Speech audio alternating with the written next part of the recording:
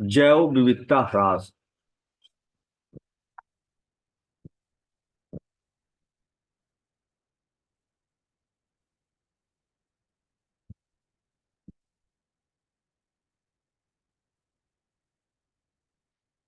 ह्रास शब्द से क्या समझती हैं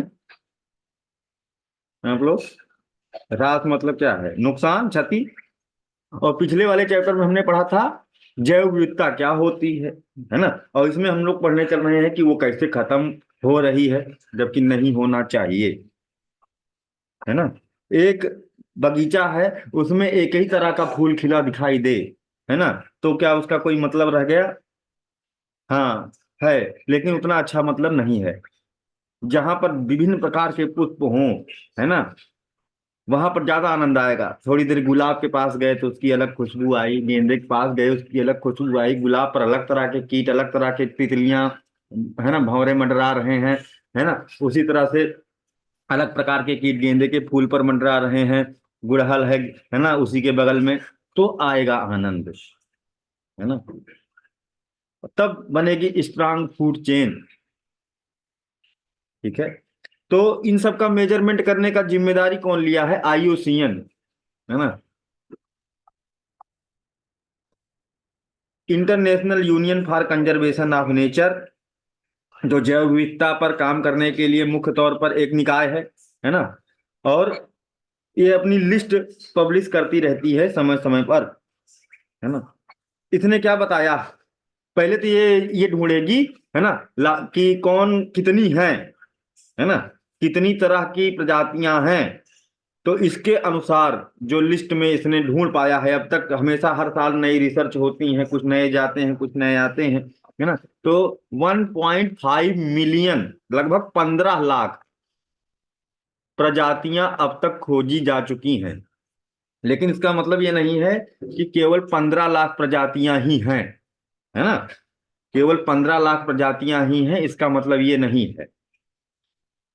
सनातन वैदिक धर्म में तो ज्यादा खोज हो चुकी थी, है ना। 84 लाख प्रजातियों की बात की जा चुकी थी। यानी कि वो हमारा जो पुराना इतिहास है उसमें तो ज्यादा ही खोज हो चुकी थी। और कहे तो फिर कहाँ है इनके बारे में वर्णन? वैदिक ग्रंथों में भी है ना। और चारवाक के दर्शन में भी इनकी बातें की जाती हैं, भले ही वो जो है सनातन वैदिक धर्म को भी ना मानता हो, है ना। तो लेकिन यहाँ पर ना मानना अलग बात है, मतलब उनका कॉन्सेप्ट अलग है। ऐसा नहीं कि नहीं मानते, घूम फिरा करके सबको वही मानना है ना। यहाँ पर कॉन्सेप्ट की बात जो आ रही है वो ये है कि केवल 84 लाख ही वो तब भी खोज पाए थे, ऐसा नहीं कि केवल 84 लाख ही है ना। लेकिन तब भी अभी के हिसाब से ज्यादा खोज हो चुकी थी। ठीक है। धन्वंतरी के आयुर्वेद में ही आपको 15 लाख से ज्यादा प्रजातियां तो केवल पौधों की ही वो दिखा दिए हैं जिनसे की दवाई बनाई जा सकती है। ठीक है। तो जितनी भी प्रजातियां हैं उनमें सबसे ज्यादा, अगर हम बात करें पौधा और जंतु की बात करें, पादप और जंतु प्रजातियों की अगर हम बात कर लें, तो इसमें सबसे ज्यादा कौन सी होगी? दो ठो हम कलर बना देते हैं, इसको भर देते हैं, ग्रीन से हम कर दें। ये ये देखिए, ये एनिमल्स की जो प्रजातियां हैं ये ज्यादा हैं, इसको ध्यान रखना। एनिमल्स की जो प्रजातियां हैं वो ज्यादा है, पादप प्रजातियां केवल 30% हैं। किसमें? जो ये 15 लाख खोजी गई हैं उसमें 30% पादप प्रजातियां हैं, 70% एनिमल्स हैं। बहुत सारे लोग कहें कि बेस बनाता है प्लांट, एक प्लांट पर तो करोड़ों बैक्टीरिया हैं, है ना। एक पौधे पर तो समझ लो ब्रह्मांड जैसा है वो पौधा। ठीक है। उस पर तो न जाने कितनी प्रजातियां जीवित हैं, आश्रित हैं। और इनमें सबसे ज्यादा कौन सी हैं, है ना। सबसे ज्यादा इनमें एनिमल्स को अगर हम उठा लें तो इसमें कीट की प्रजातियां, एनिमल्स में कीट की प्रजातियां 70% हैं। पूरे में जितनी खोजी गई 70%। बैक्टीरिया की तो बात ही नहीं किया गया है यहाँ। ठीक है, इंसेक्ट की बात कर रहे हैं। बैक्टीरिया तो काउंट ही नहीं कर सकते, अभी तक उनके बारे में जानकारी नहीं है कि कितनी है ना। बैक्टीरिया को ही सही से नहीं समझ पाए हैं। ठीक, वायरस को ही नहीं जान पाते हैं।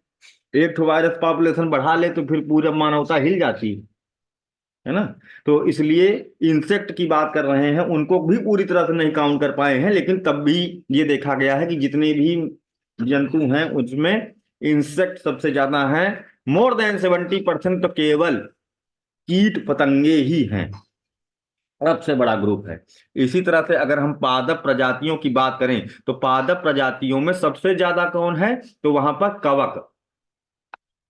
कवक 70% अकेले कवकों की प्रजातियां देखने को मिलेंगी।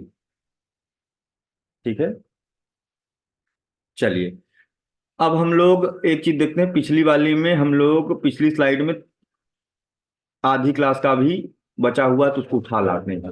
एक मिनट।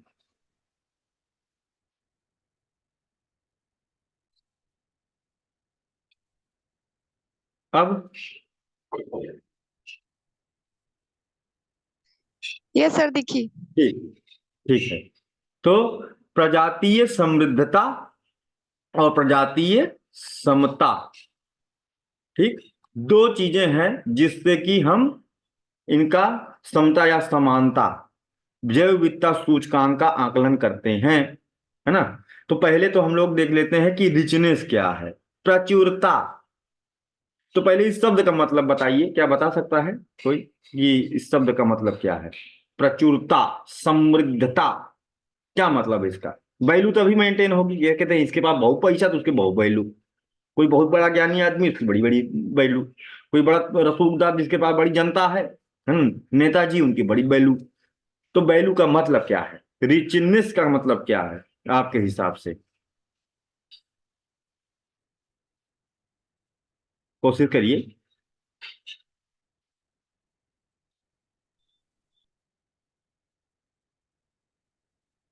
सर किसी के पास जैसे जितना कोई सामान होगा हम्म उतना ही प्रचुर होगा, चाहे हम्म जो भी चीज हो। बिल्कुल, सामान भी हो सकता है, सैलरी हो सकती, कुछ भी। बिल्कुल सही। तो जैव विविधता के टर्म में क्या बात कर लेंगे फिर? जैसे कि पेड़ पौधे जितने ज्यादा होंगे, जीव जंतु जितने ज्यादा होंगे, यही सब आएगा सर। ठीक, बढ़िया, है ना। तो इसको ऐसे समझ लिए, है ना, जितनी अधिक होगी प्रजातियों की संख्या, जितनी अधिक होगी, है ना, वहां पर किसी जगह मान लो कोई जंगल की हम बात कर लें और वहां पर ज्यादा ढेर सारी प्रजातियां हैं, है ना, तो हम कहेंगे कि हाँ भाई ये जंगल रिच है, काहे से? बायोडायवर्सिटी से समृद्ध जंगल है। यहाँ पर विभिन्न प्रकार के पेड़ पौधे हैं, इन पर विभिन्न प्रकार के जीव जंतु जीवन यापन कर रहे हैं, है ना। तो ये समृद्ध जंगल है, ये प्रचुर है ना। तो ये ऐसा होना चाहिए भी। उदाहरण के लिए बात करें, है ना, तो एक नीचे विद्या भी है, स्लाइड बनाया है। सैंपल में उपलब्ध आम के 5 पेड़ और कटहल के 25 पेड़ों को दो प्रजाति माना जाएगा। तो हम पहले भी देख चुके हैं, चाहे 1 लाख आम का पेड़ हो तब भी उसको क्या करेंगे, एक ही प्रजाति मानेंगे, है ना।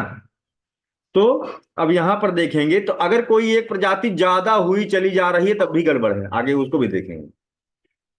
ठीक है, दो चीजें देखेंगे तब हमें एक्चुअल चीज पता चल पाएगी। जब तक हम ये दो चीजों को नहीं देखेंगे किसी जगह की, तब तक हमें लॉस ऑफ बायोडायवर्सिटी नहीं पता चल पाएगा। केवल बायो अगर एक को देखेंगे, है ना, तो बायोडायवर्सिटी पता चलेगी, और दो को देखेंगे तो लॉस ऑफ बायोडायवर्सिटी पता चलेगी। ठीक है, अगर इसमें से केवल एक को पकड़ लें तो केवल दिखेगा क्या, कि वहां की जैव विविधता कितनी है। और अगर दोनों को पकड़ लेंगे तो पता चलेगा कि लॉस ऑफ बायोडायवर्सिटी कितनी है,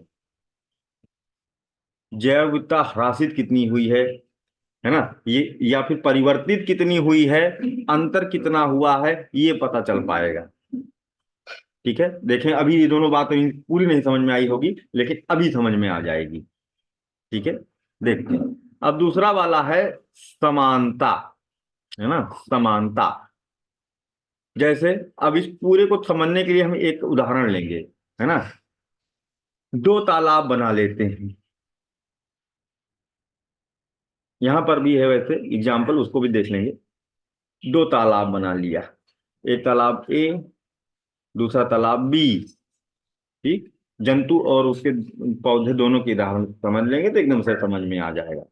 तो तालाब ए जो है ना, इसमें 150, चलो 100 का 100 मछली, है ना। 110, 110 क्या है, मेढक। ठीक, एक और 90 केकड़ा। ठीक, ये है। दूसरा है, तो यहां पर अगर हम बात करें कि प्रजाति कितनी है, यानी कि हम बात करेंगे कि समृद्धि कितनी है स्पीसीज की, कितनी प्रजातियां हुई कुल ए में, एक तालाब ए में कितनी प्रजातियां हुई, 3। 3 हुई, बिल्कुल करेक्ट, 3 प्रजातियां हो गई। Very good. अब आ जाते हैं बी में, दूसरा तालाब भी क्या है, बगल में ही, वहां भी गए फोटो वोटो खींचने, है ना। अब यहां पर हम देखते हैं कि यहां पर 1,500, मतलब 1,000, चलो 1,000 मछली, है ना, है है ना। और दूसरा 50 मेढक है। ठीक है, और 2 केकड़े। यहाँ पर स्पीसीज रिचनेस कितनी है, कितनी प्रजातियां हैं यहाँ, यहाँ पे भी 3 ही है। 3, 3। तो अगर हम केवल दोनों तालाबों पर जाकर के कोई अगला बंदा आए, है ना, और पूछे कि ये बताओ तुम 2 तालाब पर गए थे, और वहां की जो स्पीसीज रिचनेस है कितनी है, तो आप कहोगे 3, पहले वाले की भी दूसरे की भी पूछा कि फिर दूसरे कितनी है, तो कहोगे 3। तो अगला आदमी क्या मन में सोचेगा कि दोनों ही तालाब का हाल चाल लगभग कैसा है, समान है। एक जैसा है। लेकिन क्या ये सही बात है, क्या दोनों का हाल चाल एकदम एक जैसा है, नहीं। नहीं। तो तो फिर अगला जो आपको प्रोफेसर साहब जिन्होंने कहा था कि जाओ काउंट करके आना, फील्ड प्रोजेक्ट पर भेजा था, तो आप उनसे जब वो कहेंगे अच्छा, तो मतलब कि दोनों ही तालाब बढ़िया है, ठीक है, तो तुम क्या कहोगी, नहीं सर, आगे की बात क्या बोलोगी, क्या बता। नहीं, इसमें मछली ज्यादा उसमें कम है। इसमें प्रजातियों में जो पॉपुलेशन में बड़ा अंतर देखने को मिल रहा हम्म। है ना। हाँ सर। कोई बहुत ज्यादा हो गया है और कोई एकदम खत्म होने के कगार पर पहुंचा है, इसका मतलब ये है कि बस कुछ जल्द ही यहाँ पर 2 हो जाएगा, केकड़ा खत्म होने वाला है 2। ना, हाँ। हाँ। मेढक भी जल्द ही समाप्त हो जाएगा, हम्म। है ना। तो यानी हाँ सर। यहाँ का मामला थोड़ा गड़बड़ है ना, यहाँ का मामला थोड़ा गड़बड़ है। भले वहां पॉपुलेशन ज्यादा दिखाई दे रही है, लेकिन कुछ हैं जो बहुत कम है ना। और यहाँ पर क्या है, यहाँ पर लॉस देखने को मिल रहा है, जब दोनों का कंपैरिजन किए तो लॉस देखने को मिल रहा है। लेकिन यहाँ पर क्या है, ज्यादा अंतर नहीं देखने को मिल रहा है ना। एक समझने के लिए हम बता रहे हैं, ठीक। तो 100, 150, 90 लगभग लगभग सब मैनेजेबल है ना। लेकिन यहाँ पर कंपैरिजन आपको नहीं करना है कि फाइटोप्लैंक्टन और बड़े प्लांट से करना शुरू कर दें, है ना। एक समान जो जीवधारी हैं उनकी तुलना करनी है यहाँ, नहीं तो फाइटोप्लैंक्टन तो अरबों में हो जाएगा, है ना। तो फाइटोप्लैंक्टन का अगर ढांचा बनाना है तो वहां पर हमें जू प्लैंक्टन के साथ कंपैरिजन करके बनाना होगा, ठीक है। जंतु प्लवक को पादप प्लवक के हिसाब से देखो तब तुमको सही दिखाई देगा। अब यहीं पर हम पौधे की बात कर लें, है ना। स्पीसीज इवेननेस, समानता जो है वो यही कहती है कि जो जीव भार हैं, जो बायोडाइवर्सिटी है, वो उनमें बहुत अंतर ना होवे, कि एक बहुत ज्यादा हो जावे और दूसरा बहुत कम हो जावे, ऐसा नहीं होना चाहिए भाई, ये ठीक नहीं होता है ना। क्लियर हो गई बात। देखो अब जैसे सैंपल टू सैंपल वन को हम ऐसे सैंपल ना लिखे, जंगल, है ना, चंपक पढ़ रहे हैं, जंगल वन और जंगल टू कर लें, है ना। तो बरगद के कितने हैं पहले वाले जंगल में? बरगद के 512, लीची के 487, कटहल के 501 हैं। वैसे ही जैसे पहले वाला बताया था जंतु में। तो और दूसरा वाला जंगल में क्या देखने को मिल रहा है? 129, 129 बरगद है ना। लीची भी 1173 लीची है। हमको लग रहा है कि जंगल काट करके यहाँ के लोग खेती कर रहे हैं, है ना। और कटहल, यहाँ के लोग कटहल नहीं खाते, है ना। 198 कटहल, लीची लीची का प्रोडक्शन हो रहा है इस जगह पर। तो यहाँ पर जंगल साफ हो रहा है, यहाँ पर खेती बढ़ रही है। ये इसका क्या है? साइन है। ठीक है, देखो एक जगह बैठ कर ऐसे डाटा मिल जाए तो वहां की पूरी गाथा कैसे खोली जा सकती है। जो बड़े बड़े विद्वान हुआ करते थे, मैथमेटिशियंस, है ना, वो क्या करते थे? बिना घर से निकले ऐसे कागज पर पूरे ब्रह्मांड का एग्जैक्ट हाल बताते थे, है ना। आर्यभट्ट लोग जो आर्यभट्टीय लिखे हैं, सूर्य सिद्धांत लिखे हैं, और उसमें क्या है कि आज उन ऐसे ऐसे पंचांग बनाए गए, वराह मिहिर और इन सब लोगों की, बड़े बड़े गणितज्ञ थे, है ना, कि आज के 50,000 साल बाद सूर्य की किरण कितना बजे धरती पर टच करेगी, उसमें अंतर नहीं होता। ये नासा वाले गड़बड़ा जाते हैं, इसरो भी गड़बड़ा जाता है बताने में कि सूर्य ग्रहण का एग्जैक्ट टाइम कितना होगा, है ना, चंद्र ग्रहण का एग्जैक्ट टाइम कितना होगा, है ना। और वो भी अगले साल का बता पाते हैं, 2-3 महीना पहले बता पाते हैं।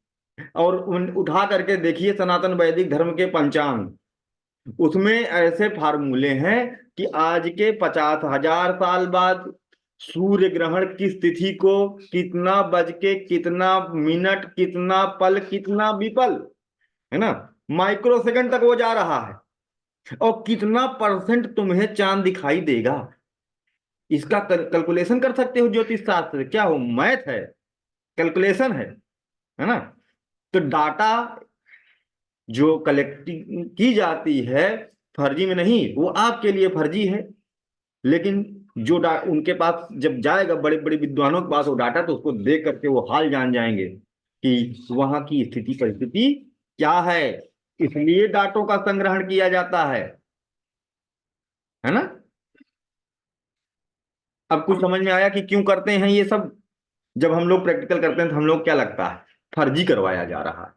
जब हम लोगों को टास्क दिए जाते हैं कि जाओ ये गिन के आओ, कहते हैं पता नहीं सर क्या करवा रहे हैं, इससे सबसे क्या होगा।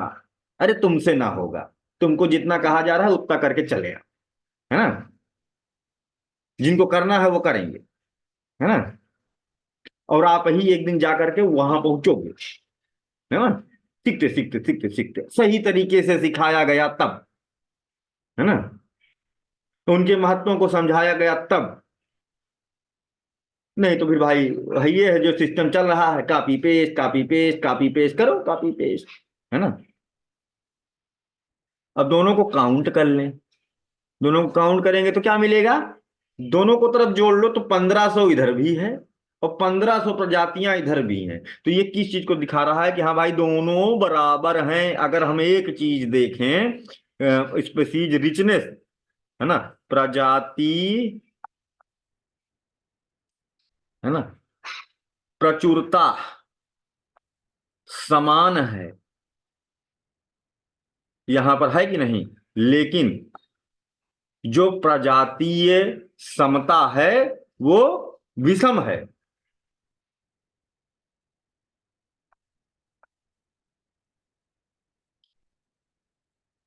इसका मतलब यह है कि कोई एक प्रजाति है जो डोमिनेंट होती चली जा रही है, कोई एक प्रजाति है जो कब्जा जमाती चली जा रही है, कोई एक ही प्रजाति है जो वहां पूरी तरह से है ना।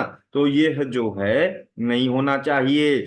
वह जगह सबसे उत्तम है जहां पर सबके फलने फूलने की दशा हो, जैसे हमारा मदर इंडिया, है ना। विश्व में और कोई देश है जिसको माँ कहा जाता हो? नहीं, है ना। माँ वो है कि बच्चा चाहे दुष्ट हो, बच्चा चाहे कितना भी अपराधी क्यों ना हो जाए, है ना, माँ तब भी उसको अपना आश्रय देती है ना। तो गर्व से कहो कि हम भारतीय हैं, भारत माँ के गोद में पल बढ़ रहे हैं, है ना, महान देश के वासी। चलिए, ये जो है ऑप्शनल के सिलेबस में है ना, नोट्स में मैंने डाल दिया है। कुछ बच्चे यहाँ पर हैं जो भूगोल वैकल्पिक विषय के तौर पर तैयारी कर रहे हैं, है ना, तो ये उनके लिए है।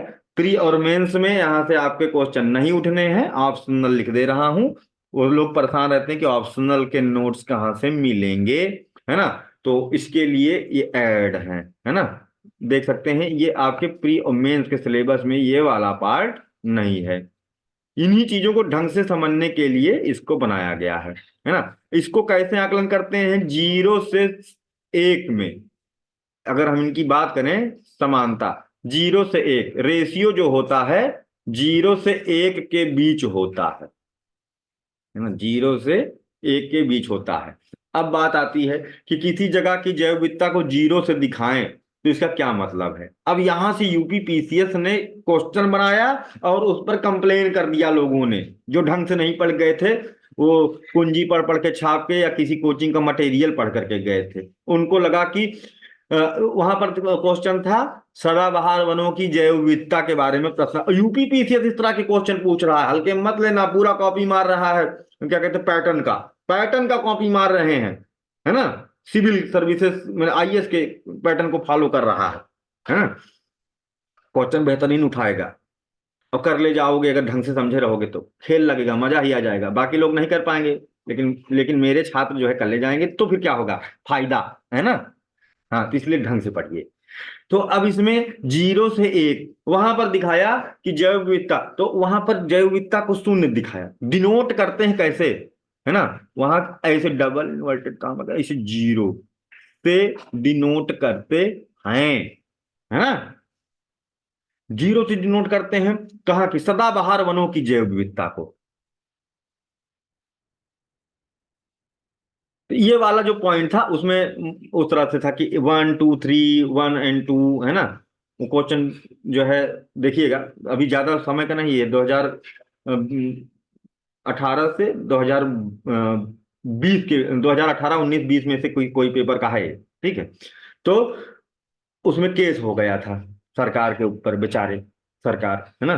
तो 0, तो वहां पर क्या कहे कि अरे भैया हम तो पढ़े थे कि सदाबहार वन, तो भाई देखो जैसे अमेजन का है lungs of earth, lungs of earth पृथ्वी का फेफड़ा है ना, और वहां की जैव विविधता को 0 से कैसे डिनोट कर सकते हैं। तो यहाँ पर ये मतलब नहीं है कि 0 डिनोट कर सकते हैं कि इसका मतलब है कि वहां की बायोडाइवर्सिटी 0 है।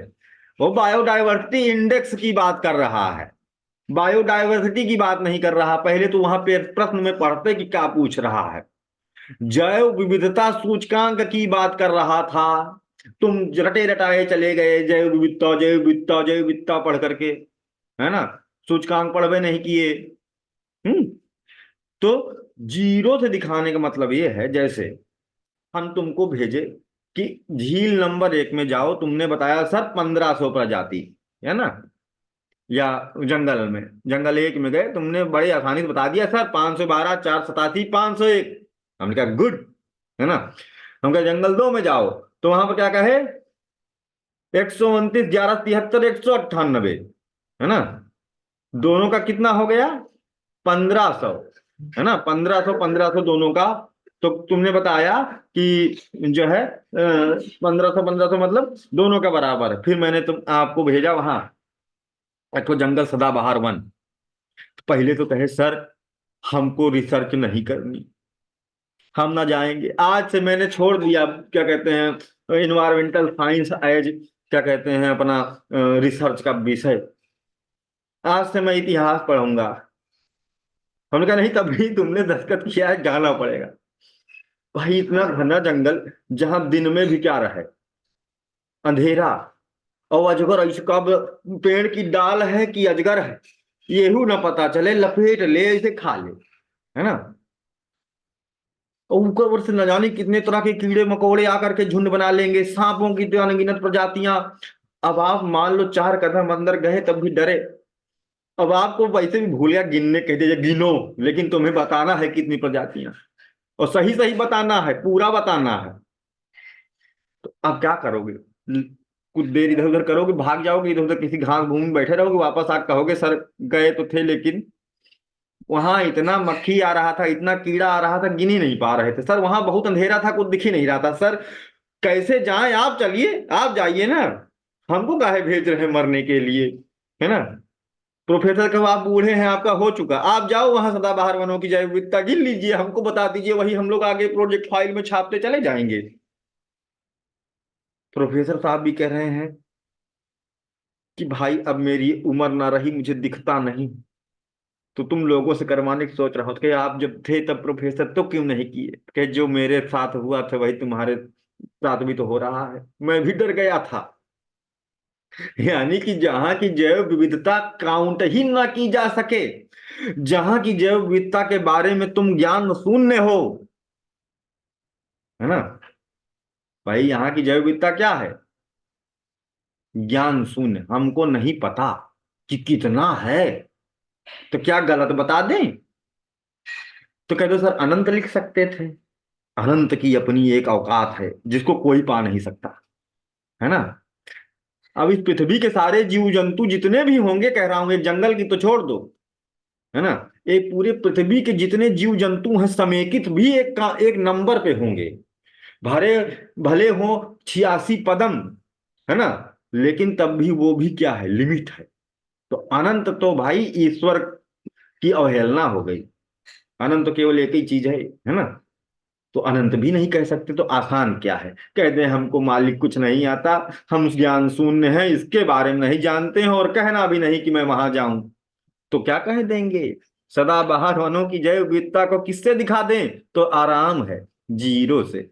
We have no knowledge how many species surviving in this ecosystem.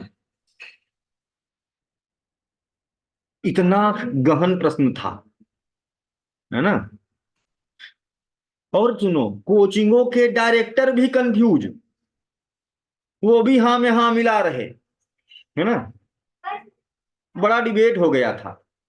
हम तो स्वागत करते हैं आयोग का कि इस तरह के प्रश्नों से भर दे, इसी बहाने जो अधिकारी निकल के आएंगे कम से कम वो इस लेवल के तो रहे होंगे, जो गहन अध्ययन किए होंगे, है ना?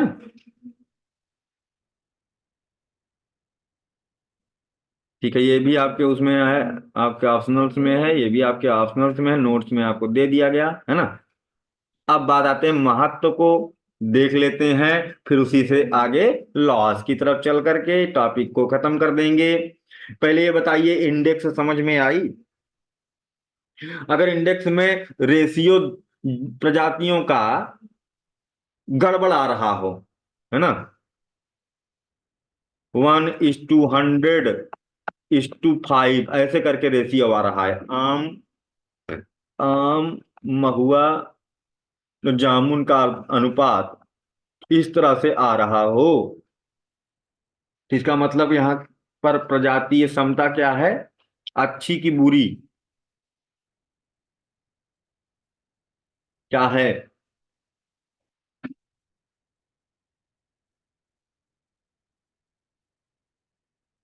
क्या है भाई? अच्छी की बुरी, फिर से एक जंगल, आम महुआ जामुन का अनुपात,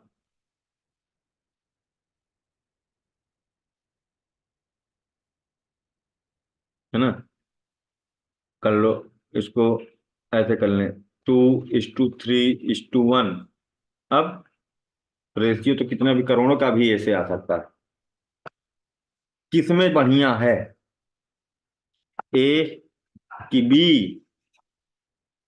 नहीं समझ में आया क्या? ये बात पॉइंट नहीं समझ में आया क्या? आया कि नहीं भाई? ना आया हो तो फिर से बताएं ना। चलो कुछ बोलोगे नहीं, हम आगे चल रहे हैं। चलिए, तो अब देखते हैं कंजम्पटिव जो यूजेज हैं, उपभोग उपयोग, प्रजातियों का कितना उपभोग कर रहे हो आप, है ना। पिछली वाली क्लास में यहां से मैंने क्लिक किया था, इस बात को बताया भी और समझाया भी था, तो पिछली क्लास को फिर से सुन लेना, है ना। लेक्चर्स को यूट्यूब पे डाल दिया है कि आप 5 से 6 बार सुनोगे तो हर बार कुछ नया निकल करके आएगा। वही सेम लेक्चर 5 जितनी बार सुनोगे कुछ नया जानोगे, है ना। और जितनी बार भी सुनते रहोगे कुछ नया जानोगे, ये भी। हाँ, 10 बार सुनोगे तब कुछ नया जानोगे, 50 बार सुनोगे फिर नया जानोगे, है ना। तो सुनते रहिए। आगे देखते हैं। इसमें उपभोग के सिद्धांत की बात कर रहे हैं, है ना। जीवीय उत्पादों की कटाई और उपभोग से है। जो भी बायोडायवर्सिटी है आपके क्षेत्र में, आप उसको कितना कंज्यूम कर रहे हो, है ना। अगर ज्यादा कंज्यूम करोगे तो क्या हो जाएगा, लॉस ऑफ बायोडायवर्सिटी हो जाएगा, है कि नहीं। जैसे मान लो पिछली साल अपने यहाँ अपने क्षेत्र में ढेर सारे थे, बंदर थे, है ना, गिद्ध थे, तोता मैना कौवा थे, और पहले ऐसे थे। अब देखो कौवा नहीं दिख रहा है, कम दिखता है ना, गौरैया कम दिखती है। अपने क्षेत्र में ही असली वाली बात कर रहा हूँ, क्या ये सही है। पहले तो बहुत गौरैया वगैरह तोता वगैरह देखते थे हम लोग, क्योंकि ढेर सारे पेड़ हुआ करते थे, अमरूद के पेड़ ढेर सारे हम लोग लगाते भी थे, है ना। आम के पेड़ बहुत सारे थे, तो फिर तोता वोता भी खूब रहते थे। हमने तो अपनी आंखों से देखा है ना। लेकिन अब क्यों नहीं देख पा रहा हूं मैं अपनी ही आंखों से। आप लोग भी देखे थे कि नहीं बचपन में, खूब सारा चिड़िया अपने ही गौरीगंज अमेठी में। हम लोग तो यहीं के हैं। देखे थे सर। और अब तो नहीं दिख रहा। सर पेड़ काट दे रहे हैं, गिलहरी भी गायब हो रही है धीरे धीरे। हाँ बिल्कुल। देखो ये दुख समझे ही एक बच्चा, है ना। तो यहाँ पर कम होता जा रहा है, क्योंकि आप जो है, जो बेस है बायोडायवर्सिटी का, उसको ही रिमूव कर दे रहे हो भाई। तो आप जब वो आपका उपभोग बदल रहा है, जहां पर पहले मान लो कोई खेती ही उठा ले मान लो, है ना।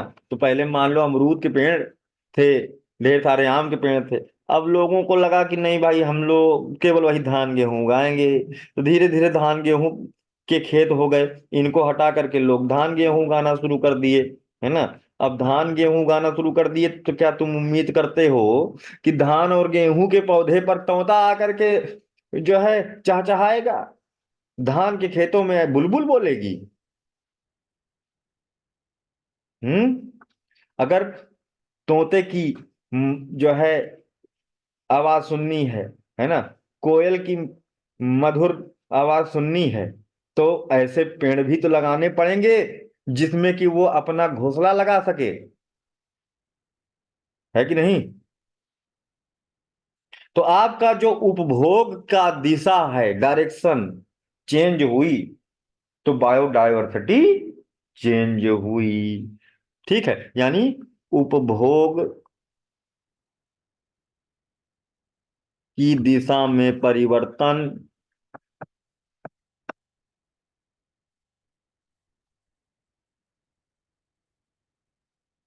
उपभोग की दिशा में परिवर्तन जैव विविधता की दशा में परिवर्तन कर देता है।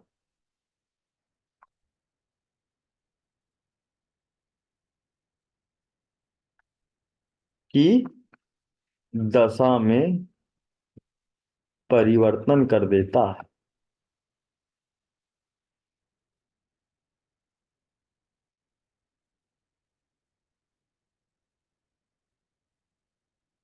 ठीक है। अब देखो क्या क्या करते हैं, ईंधन के लिए हम वृक्षों पर निर्भर हैं, भोजन के लिए जीव जंतुओं पर निर्भर हैं, औषधि बनाते हैं पेड़ पौधों से, जंतुओं से भी बनाते हैं, है ना। और रेशा जैसे रेशम के कीट से मिलता है ना। और वो कौन सा पेड़ होता है, एक होता अपने यहाँ पाया जाता था, मनवा है, जूट है ना, जूट है, और कपास है ना। एक और बड़ा महंगा राजस्थान की तरफ जो उधर पाया था, कौन सा, लिनन, है ना। कितना ये सब रेशा है जिससे कि वस्त्र बनाए जाते हैं, सामग्रियों का निर्माण किया जाता है। जंगली पौधे, जानवरों की बड़ी संख्या है जो मनुष्य उनको मार काट करके खा रहा है अपने लाभ के लिए, है ना। अति कर देता है तब बड़ा दिक्कत हो जाता है ना। अति ना करे तो ठीक है, धारणीय कार्य करे, क्योंकि चीजें अपने हिसाब से पैदा भी होती रहती हैं, है ना। तो उनका उपभोग भी होना जरूरी है, नहीं तो वो डोमिनेंट कर जाएंगी। तो लेकिन उपभोग करिए तो धारणीय करिए। कहने का मतलब उतना ही जितना कि जिस रफ्तार से चीजें पैदा हो रही हैं उसी रफ्तार से उनका उपभोग करिए तो ठीक रहेगा, है ना। जैसे अब देखिए यहाँ पर एंटीबायोटिक एक कवक से प्राप्त होगी, है ना। फंजाई जो होते हैं बैक्टीरिया को मार डालते हैं, है ना। अब देखिए द पेंसिलिन, पेंसिलियम, है ना, ये क्या है, कवक से प्राप्त होता है ना। ऐसे टेट्रासाइक्लिन, है ना, टेट्रासाइक्लिन, ये दवा है पेन किलर तगड़ी वाली, है ना, बैक्टीरिया से प्राप्त होती है। मलेरिया का इलाज के लिए ये पेपर में यूपीपीसीएस पूछा गया, है ना। चिनकोना और इन सब ये सब चीजें, है ना। सिनकोना ये पूछा गया था ना कि क्या छाल से प्राप्त होता है ना। इसमें पेपर में पूछा गया था कि छाल से, छाल मिलान करना था। और एक बार पेपर में पूछा गया था कि कुनैन किस कहाँ कौन से पौधे से प्राप्त होता है। इस तरह से क्वेश्चंस उठते हैं भाई, है ना। तो कुनैन, है ना, लिखा होता चिनकोना इंग्लिश में, है ना। सिनकोना नाम के वृक्ष की छाल से प्राप्त होता है। एकदम प्राचीन काल में जो सबसे पहला कागज बना था पौधे से ही, वैसे भी बनता है लेकिन अब मॉडिफाइड वर्जन में बनता है। पहले तो सीधा कागज पौधों से निकलता था, लेयर बाय लेयर, है ना, और उसी कागज का प्रयोग किया जाता था चीजों को लिखने में और बनाने में,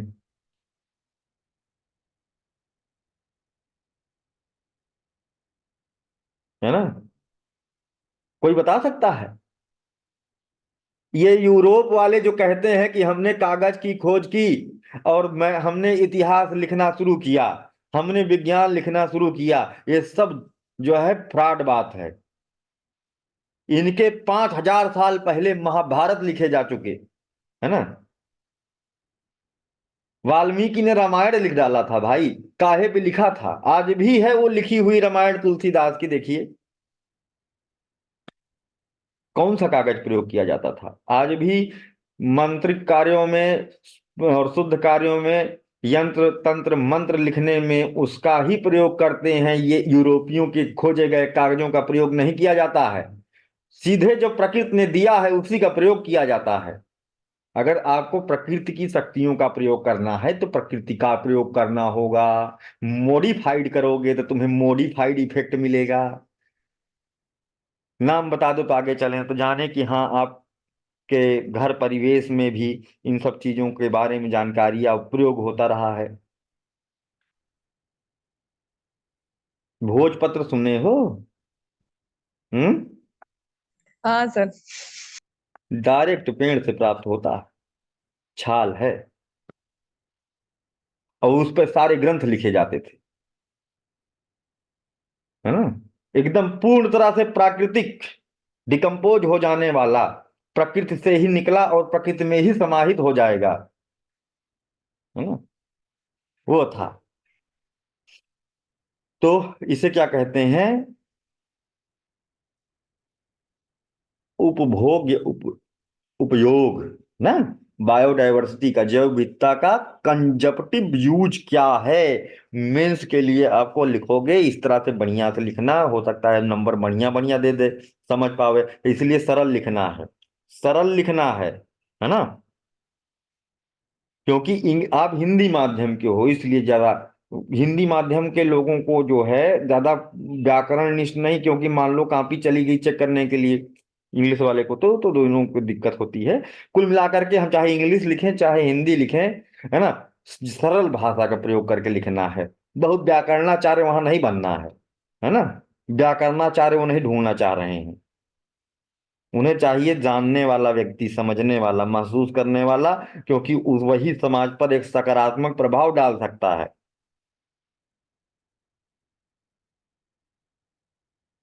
ये अब देखिए कैंसर की दवाई बनाई गई थी इससे। ये देखिए बड़ा ही इंपॉर्टेंट है, पेपर में पूछा जा चुका है, एसएससी में। एसएससी में पूछा जा चुका है ये पेपर में। और एक होता है फूड कारपोरेशन, कौन सा होता है, आईएफसी का, थोड़ा ध्यान कम आ रहा है मुझे, है ना। तो फूड इंस्पेक्टर का एग्जाम होता है, ठीक है, उसमें पूछा गया था ये। ठीक है, 2016 में शायद। विन ब्लास्टिन, है ना, और विन क्रिस्टिन निम्नलिखित में से किस मर्ज के इलाज की प्राकृतिक किस मर्ज के इलाज के लिए प्राकृतिक औषधि के तौर पर प्रयोग किए जाते हैं? ऐसे पेपर में क्वेश्चन बना था, है ना। विनब्लास्टिन और विनक्रिस्टिन, याद रखना। ठीक, आईएएस भी पूछ सकता है, बीसीएस आजकल ज्यादा इस तरह से क्वेश्चन यहां से ढूंढ रहा है ना। तो उसको ध्यान, क्या है, कैंसर रोधी दवाएं, ये कैंसर के इलाज के लिए हर्बल मेडिसिन है ना। और इसका कोई वो भी नहीं है, आयुर्वेद में भी इसका जिक्र किया गया है, साइड इफेक्ट नहीं है। और अभी लोग क्या करते हैं, वो करा लेते हैं कीमोथेरेपी, है ना। पूरा जो है कितना नुकसानदायक होता है उसका इफेक्ट, है ना। चलिए, इसके अलावा कोयला, पेट्रोलियम, प्राकृतिक गैस, है ना। अब इस तरह से उपभोग्य जैव विविधता के उपभोग्य उपयोग के सिद्धांत पर चर्चा कीजिए, ऐसे करके प्रश्न अगर मेंस का बनाता है तो सब कोई लिख डालेगा वही सब बातें जो तुम लिख रहे हो, है ना। एमए का पेपर नहीं है, सिविल सर्विसेज का पेपर है ना। तो वहां पर सब लोग लिख जाएंगे कि मानो उसमें हेडिंग डाल देंगे, सब लोग सोचेंगे हम तो बहुत अच्छा लिख के आए हैं। हेडिंग डालेगा कि क्या कहते हैं, वन लकड़ी के लिए ये वो, ऐसे नंबर आपको नहीं मिलेगा, ज्यादा नंबर चाहिए होता है यहाँ, पास थोड़ा ना होना है। यहाँ तो ऊपर टॉप करना है, ज्यादा अच्छा नंबर पाना होता है। तो थोड़ा सा अलग तरीके से लिखेंगे तभी नंबर ज्यादा मिलेगा। चलिए, अच्छा, कुछ लोग कहेंगे कि ये कोयला पेट्रोल यहाँ, ये भी तो प्रकृति से ही बनता है। दूसरा, उत्पादक उपयोग, प्रोडक्टिव जो यूज होता है, उत्पादक उपयोग, पहला क्या था और खा लिए, है ना। सरल तरीके समझें, पहला क्या था और खा लिए। दूसरा क्या है, पैदा करो और खाओ। दोनों में मतलब ये, यानी ये उत्पादक उपयोग जो है, इस पर ज्यादा फोकस करना है, इसी पे ज्यादा फोकस कर सकते हो आप, है ना। क्योंकि जिन चीजों को आप बनाते हो, मतलब जिन चीजों को आप ज्यादा डिपेंडेंट हो गए हो, वो चीजें जिससे बनेगी, है ना, उसको आप लगाओ भी, उसको आप पैदा करो भी, है ना। पेड़ से, अगर अब इसको एक ही तरह से समझें, जैसे एक जंगल है और वहां पेड़ है, पेड़ को काट करके हमने कागज बना डाला, कागज एवं लुगदी उद्योग चला दिया, तो ये कंजप्टिव यूज है।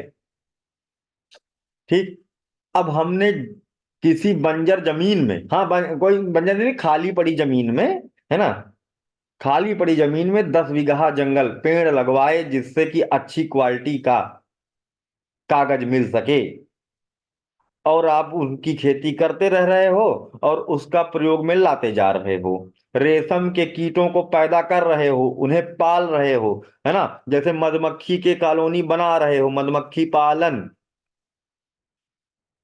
मधुमक्खी पालन करके शहद निकाल रहे हो, और निकले थे रास्ते में, पेड़ में दिखी छत्ता, है ना, तोड़ डाले। तो ये क्या हुआ और ये क्या हुआ, जल्दी से बताइए। मधुमक्खी पालन करके शहद पैदा किए हो, रेशम कीट पाल करके, है ना, रेशम कीट पालन करके सेरी कल्चर किए हो, है ना। सेरी कल्चर हमेशा अच्छी होती है ना, कल्चर हमेशा अच्छी होती है। है ना, सीवी कल्चर, सेरी कल्चर और वोरी कल्चर, है ना, ओलेरी कल्चर, फूलों की खेती करिए, है ना, फूल की खेती करके गुलाब 2 बीघा में बो करके उससे गुलाब जल बना रहे हो, है ना, कल्चर है भाई, है ना, ये अच्छी है, ये उत्पादक उपयोग है और यही अच्छा है। ये इसका क्या है, ये पॉजिटिव है, अप्रोच है, ये पॉजिटिव अप्रोच है। और ये वाला क्या था भाई, ऐसे निकले थे कुछ लोग, निकलते हैं दिन भर घूमते रहते हैं, पेड़ों में लगे हुए शहद के छत्ते को बर्बाद कर देते हैं,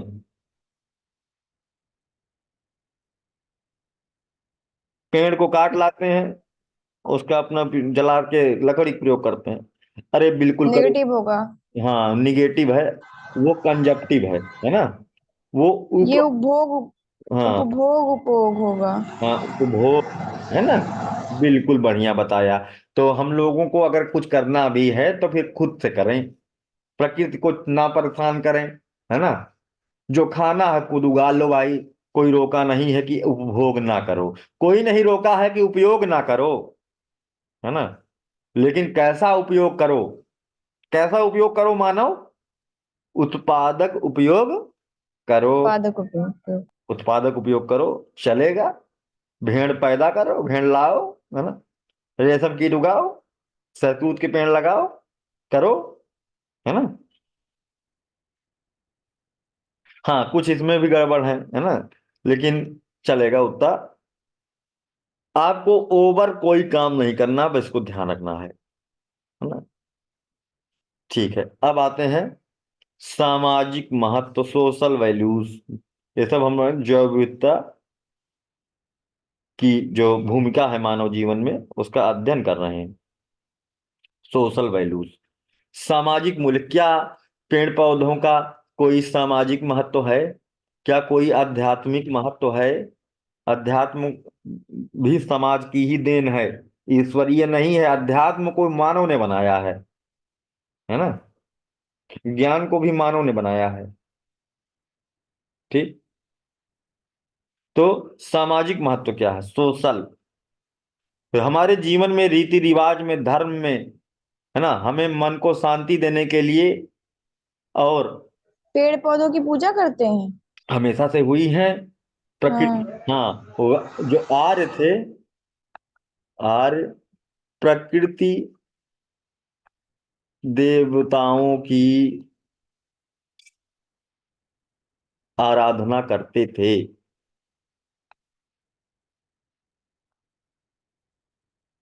ठीक, मुंडा विद्रोह जो हुआ था, बिरसा मुंडा वाला, साल के वृक्षों की पूजा की जाती, आज भी की जाती है, साल के वृक्षों की पूजा छोटा नागपुर के पठार में क्षेत्रों में होती है। इससे आप हिस्ट्री से कनेक्ट कर दो, मुंडा विद्रोह, अगर कोई चीज लिख रहे हो तो आप उस दायरे में बंद के मत लिखना, है ना, आपका मेंस राइटिंग बड़ा अच्छा हो जाएगा जब आप विषयों के दायरे से मुक्त हो जाओगे, जुड़े रहोगे टॉपिक से, है ना, लेकिन भाव जो है सब जगह दृष्टिगोचर हो, है ना। मुंडा विद्रोह हुआ था, बिरसा मुंडा वाला है ना, अरण्यानी अधिकार नाम का किताब भी लिखा गया था इस कहानी पर, है ना। तो इसमें क्या था, साल के वृक्षों को काट करके वो कीमती सागौन के वृक्ष लगाने जा रहे थे, है ना।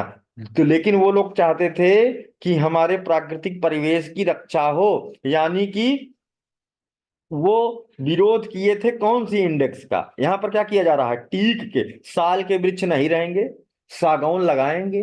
तो भाई बात तो एक ही हो गई, चाहे पेड़ पेड़ पेड़ तो पेड़, साल नहीं है तो कोई बात नहीं, सागौन तो है ना। लेकिन इन्होंने कहा नहीं, हमको अपने प्रकृति देव की उपासना करनी है और ये इनका हमारे हृदय से लगाव है।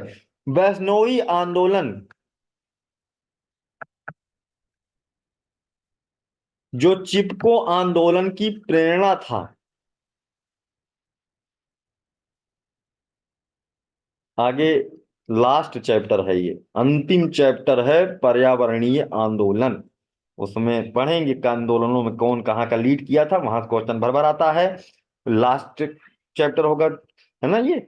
और वैष्णवी आंदोलन, वैष्णवी संप्रदाय, है ना, प्रकृति को बहुत ज्यादा मानने वाला राजस्थान में संप्रदाय, है ना। एक लोग देखो कसम खा के बैठे कि हमको सलमान खान मारने हैं, क्यों? क्योंकि उसने हिरन मारा था। नाम लेने की जरूरत नहीं है ना। तो ये क्या है, प्रकृति से उन्होंने भाई उनका भी जो भी भावना हो, है ना, बोले ही, है ना। तो हालांकि हिंसा करना ही बहुत गलत बात होती है। जो जैसा कर्म करेगा, अब भाई ये भी तो नहीं प्रूफ हुआ कि उन्होंने किया था कि नहीं किया था, है ना। तो ये सब कोर्ट का काम है, अदालत की है उसके लिए, उसके लिए हमारा पुलिस विभाग है। तो ये सब उनका काम है। मनुष्य को ये सब काम, हम लोगों को, जनता को ये जिम्मेदारी नहीं उठानी चाहिए कि कोई गलत किया है जाए उसको हिंसा कर दें, है ना। यह नहीं सोचना चाहिए। बस बात जब धार्मिक भावनाओं की आ जाती है तो वहां व्यक्ति कट्टर होने लगता है ना। तो इन पेड़ पौधों को आप सामान्य न समझिए, आध्यात्मिक महत्व के होते हैं, है ना। और जैसे अपने यहाँ पीपल के वृक्षों को कितना पवित्र मानते हैं, बरगद के वृक्षों को कितना पवित्र मानते हैं। जहाँ पीपल का वृक्ष होता कहते हैं इसका पत्ता भी ना तोड़ो भाई, है ना। ये आध्यात्मिक है ना। कुछ दिन के बाद वहां पर बड़ा सा लोग जो भी निकलते हैं ट्रैक्टर वैक्टर से ईंट मीट डाल देते हैं, धीरे धीरे वहां चबूतरा बन जाता है। फिर वहां पर एक ठो कोई बाबा आ जाता है, जगह देखता है, वहां पर अपना झंडा लगा देता है, धीरे धीरे वो आश्रम बन जाता है ना। कुल मिलाकर के लेकिन वो पेड़ सुरक्षित रहता है ना, पेड़ सुरक्षित रहता है। हमारे घर के बगल एक पीपल का पेड़ था, मतलब दूर पे, मतलब रास्ते में जब जाते थे सब उसको प्रणाम करते थे। ठीक, अच्छी बात है, वृक्षों को प्रणाम करिए, है ना। क्योंकि कृष्ण ने भी तो कहा था कि मैं पक्षियों में गरुड़ हूं, है ना, और वृक्षों में मैं पीपल हूं। तो बिल्कुल पूजिए, है ना। तो अब इसी तरह से इस पर इंस्पायर था चिपको आंदोलन, है ना। इसमें वृक्षों से वैष्णवी आंदोलन में महिलाएं चिपक गई थी कि मैं नहीं काटने दूंगी, लेकिन राजा के द्वारा भेजे गए दूतों ने उन पर आरा चला दिया, काट डाला, है ना। तो ये लिखा, ये देखिए बिश्नोई समाज के लोग, हाँ, काले हिरन को अपने गुरु जम्बा जी जिन्होंने स्थापना किया था, उर्फ जम्बेश्वर भगवान भी उनको कहते थे, गुरु जम्बा जी ने बिश्नोई संप्रदाय की स्थापना किया था। अब यहाँ पर बात आती है कि वो सलमान खान मारने के पीछे क्यों पड़ा है ना। तो इसलिए पड़े हैं क्योंकि उन काले हिरन को अपने गुरु जी जम्बा जी उर्फ जम्बेश्वर भगवान का रूप मानते हैं, क्योंकि गुरु जम्बा जी के पास सिद्धि थी, है ना। और वो काला हिरन बन करके वन में घूमते थे।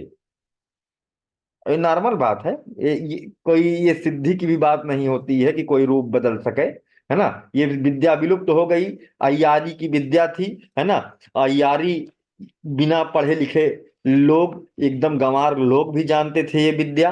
लेकिन चीन के जो सम्राट थे, है ना, सम्राट हान होती, उन्होंने अय्यारों की संप्रदाय को ढूंढवा ढूंढवा करके खत्म कर डाला कि एक भी अय्यार पृथ्वी पर बचा नहीं रहना चाहिए, क्योंकि ये उत्पात मचा देते थे। भाई किसी भी राजा का रूप बदल करके, वो ये गलती यही किए थे, सम्राट हान होती के जो है रूप बदल करके जा करके गुलजलूल कांड कर दिए थे। तो वही सम्राट हान होती ने कहा इनको मार डालो, अय्यारों की डायनेस्टी खत्म कर दो, है ना।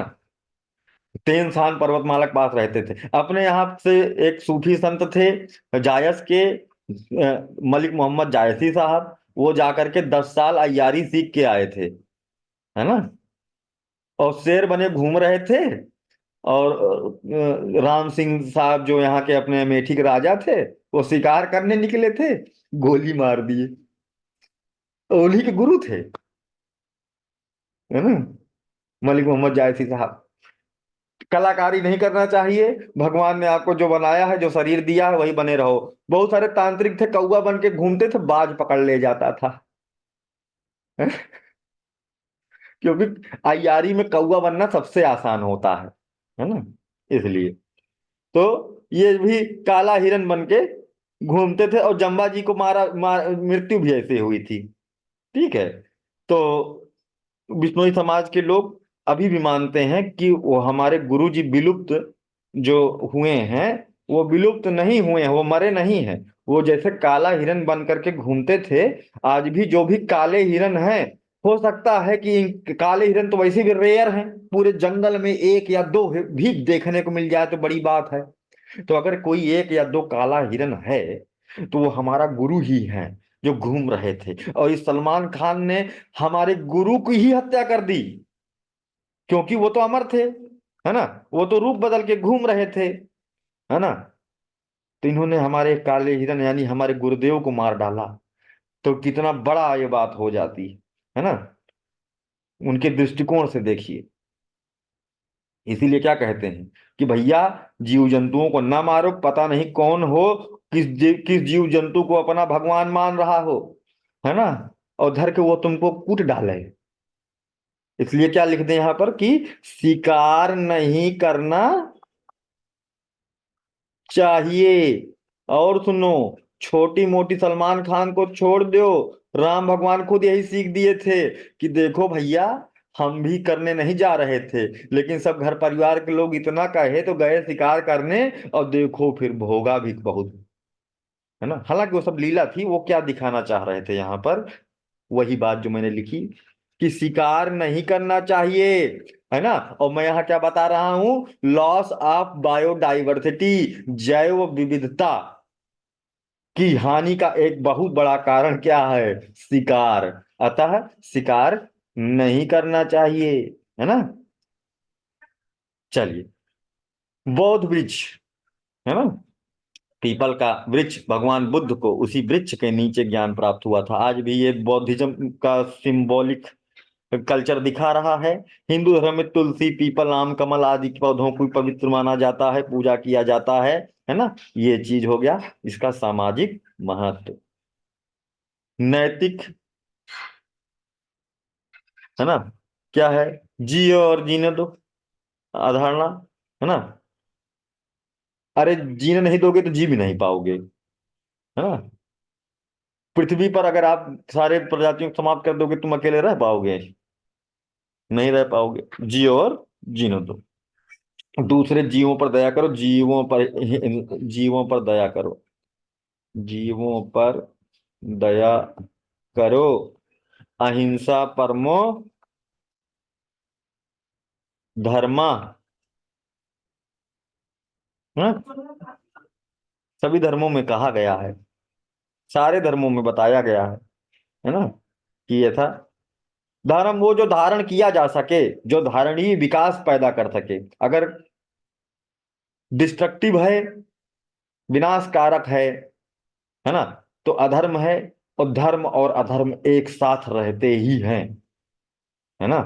क्योंकि जब तक अधर्म नहीं तब तक धर्म नहीं, है ना।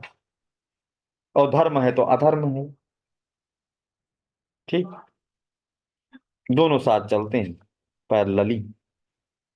सौंदर्य परक मूल, क्या ही मजा, एकदम दिमाग खराब था, घर में खरी खोटी सुने थे, बीबी से झगड़ा हो गया था, मरने गए झील के किनारे कि आज तो मैं मर जाऊंगा, आज मैं इस यातना से, इस दुख से, रोज रोज जो झगड़े हो रहे हैं, है ना, आज मैं मर जाऊंगा। लोन वाले पीड़ित कर रहे हैं, रिकवरी एजेंट कह रहे हैं कि तुम्हारा घर घेर लेंगे, पैसा नहीं दोगे तो तुमको हम परेशान करेंगे, तुम्हारे घर वालों को परेशान करेंगे। आज वो मरने गया झील के किनारे कि आज मैं इसी तालाब में, है ना, डूब के मर जाऊंगा। और उस तालाब के किनारे पहुंचा और उसने देखे मनमोहक पुष्प, सुगंध जैसे ही उसके नासा में गई, है ना, आनंद से भर गया। और वो देख रहा है कि कितना सुंदर सुंदर यहाँ पर मछलियां, मेढक टटरा रहे हैं, मछलियां वहां पर सुंदर सुंदर घूम रही हैं। अब उसका मरने का मन समाप्त हो गया, उसको जीवन का असली आनंद पता चला प्रकृति को देख करके, कि अरे भाई, उन चिंताओं को तो बस ऐसे ही समझो, असली आनंद तो प्रकृति की गोद में है। अब वो मरने गया था, वो संत बन गया, है ना। तो क्या है, प्रकृति सौंदर्य से भरी है ना। प्रकृति क्या है, सौंदर्य से भरी, आगे देखते हैं। पाइथी तंत्र की सेवा करोगे तो जो कुछ भी जितना है कुछ देख रहे हो सब प्राप्त करोगे, है ना। ईएसबी, है ना, निर्वाह के लिए अपरिहार्य वस्तुएं, रोटी कपड़ा मकान सब दे रहा है ना। तो अगर आप पारिस्थितिक तंत्र की सेवा करोगे तो आपको वो मेवा देगा, सेवा करोगे तो मेवा मिलेगा। अब देखो, ये वाली चीजें हैं जो आपको आज से भी पता है कि क्या क्या मिलेगा, है ना। लॉस ऑफ बायोडाइवर्सिटी के कारण कल पढ़ेंगे, है ना, कि कल वाले चैप्टर में इसी के आगे हम लोग पढ़ेंगे जैव विविधता ह्रास के कारण, है ना। ये क्या है कि क्या क्या फायदा आपको प्राप्त हो रहा है, यहाँ पर लिखा है लाभ।